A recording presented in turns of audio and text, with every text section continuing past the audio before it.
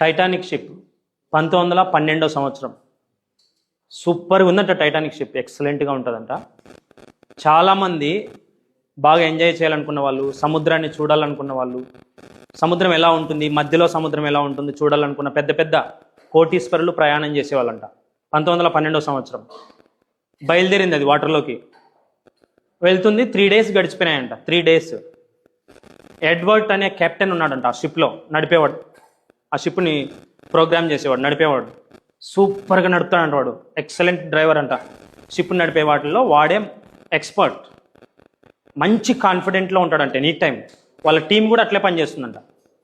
కానీ వానికి ఏంటంటే వేరే వాళ్ళు చెప్పిన మాటని కొంచెం వినడు, గుర్తుపెట్టుకోవాలి. ఓవర్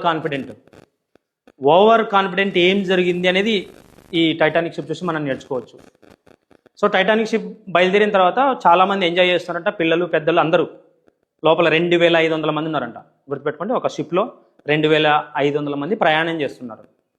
అందులో వానికి ఒకసారి ఫోన్ వచ్చిందంట, ఎడ్వర్డ్ అనే వానికి కెప్టెన్ నడిపేటప్పుడు. స్పీడ్గా వెళ్తుందంట సముద్రంలో. అక్కడ నుంచి వాళ్ళు కాల్ చేశారు, ముందర ఐస్ బర్గ్స్ ఉన్నాయి, జాగ్రత్తగా వెళ్ళాలి మీరు, చాలా డేంజర్ పొజిషన్లో ఉంటుంది షిప్ అనేది అని చెప్పారంట.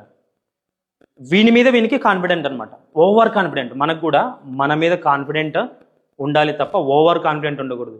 అంటే ఎవరైనా చెప్తే 1-2 సార్లు వినాలి, అసలు ఏం జరుగుతుంది, ఎందుకు చెప్తున్నారు అనేది. ఒకసారి చెప్పారంట, వినలేదు వాడు, అదే స్పీడ్ మెయింటైన్ చేశాడు, ఆ షిప్ని రన్ చేస్తూనే ఉన్నాడంట. అలలు విపరీతంగా వస్తున్నాయంటే ఎగిరి పడుతుందంట అది షిప్. మనకి డైరెక్ట్గా ఏదైనా మనం మానిటర్ మీద చూస్తే మనకు అర్థమవుతుంది. రెండోసారి మళ్ళీ కాల్ చేశారంట, మళ్ళీ ఒక 2 hours ఆగి, డేంజర్ పొజిషన్లో ఉంది, ఇప్పటికైనా కొంచెం స్లో చేసి కొంచెం దిశ మళ్ళించి వేరే రూట్లో వెళ్ళండి, మంచిగా ఉంటుందని. వీడు మారలేదంట.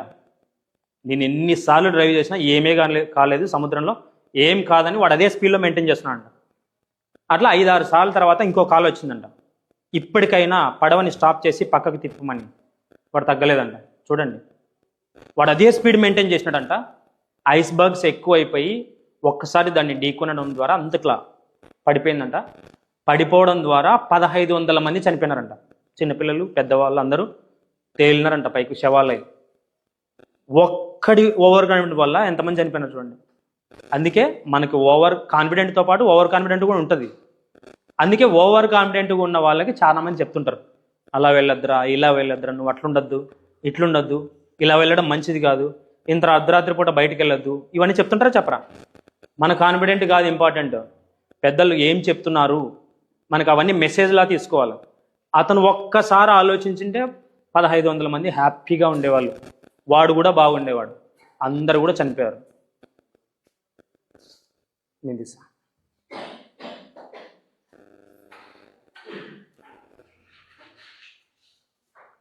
సో మనం కాన్ఫిడెంట్గా ఉండాలా, ఓవర్ కాన్ఫిడెంట్గా ఉండాలా? కాన్ఫిడెంట్గా ఉండాలా, ఓవర్ కాన్ఫిడెంట్గా ఉండాలా? కాన్ఫిడెంట్గా ఉండాలి. పక్కోళ్ళు ఏం చెప్తున్నారు, పక్కోళ్ళు అంటే అమ్మ నాన్న, తర్వాత మన అనేవాళ్ళు ఏం చెప్తున్నారు వినాలా వద్దా? వినాలి. సో 1-2 సార్లు చెప్తున్నారంటే ఇంకా చాలా వినాలి. 90 స్పీడ్లో పోతుంటావు, నీ ఫ్రెండ్ బైక్లో కూర్చున్నప్పుడు అరే కొంచెం స్లో పోరా అంటాడు, వాడు విండు. 100కి వెళ్తాడు, అరే నాకు భయం అవుతుంది, స్లో బోరా అని మొత్తుకుంటాడు, వినడు. ఇంకా 120 వరకు పోయినప్పుడు ఎక్కడైనా పెద్ద ఏదైనా ఆపోజిట్గా వచ్చినప్పుడు యాక్సిడెంట్ అవుతుంది. అంతేనే కదా, వినకపోతే ప్రాబ్లం అవుతుంది. చూడండి, అంత పెద్ద షిప్ నడిపిన ఎక్స్పర్ట్ కూడా కొన్ని ఇంపార్టెంట్ కాల్స్ని స్కిప్ చేయడం ద్వారా పడవలో ఉన్న వాళ్ళు, చిన్నపిల్లలు, పెద్ద పిల్లలు అందరూ చనిపోయి చాలా బీభత్సమైంది. ఇప్పటి వరకు పెద్ద యాక్సిడెంట్ టైటానిక్ షిప్ మాత్రమే. దానికి కారణం ఒకటి, ఓవర్ కాన్ఫిడెంట్. గుర్తుపెట్టుకోండి.